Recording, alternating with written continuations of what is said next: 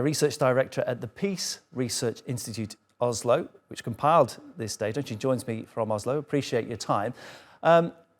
Your data revealed the number of deaths are going up.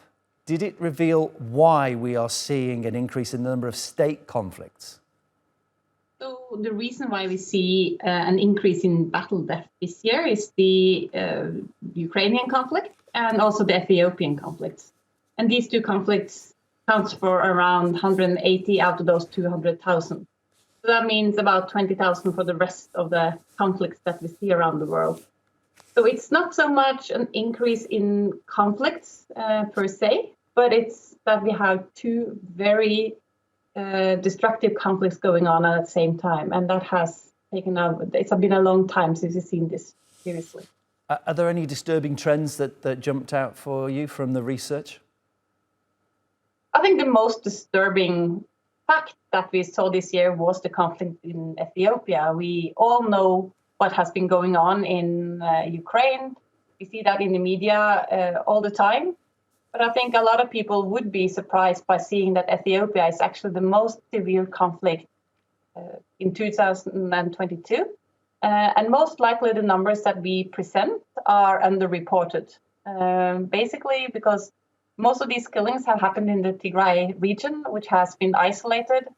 You have not had internet. There's very little information coming out. So this is probably a low number. Yeah, I'm curious as to how much you were able to discern the amount of coverage, media coverage. How aware are people of some of the conflicts that are taking place? I'm guessing that not all conflicts are treated equally.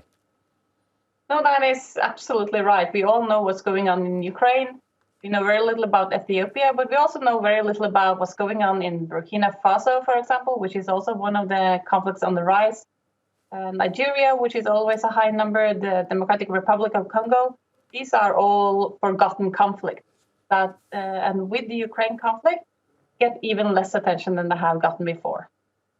I'm just curious as to how much we can kind of predict where the conflicts are going to crop up in the future. Because I remember interviewing a photographer who was based in Africa more than a decade ago, and he was telling me that he was seeing fighting in countries over basic resources like water, and he said that he thinks it's only going to get worse. I just wonder, is that something we should be on the watch for? So what we see is that there are an increase of what we call non-state conflicts. So the conflicts that I have referred to are state-based conflicts.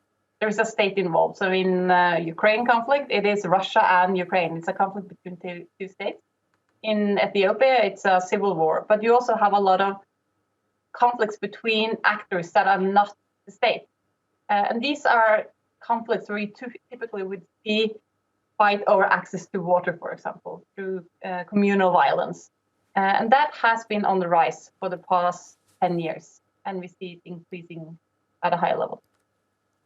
Yeah, disturbing one perhaps to keep an eye on. I appreciate your time. Siri Aras Rustad, Research Director at the Peace Research Institute Oslo. Thank you. Thank you.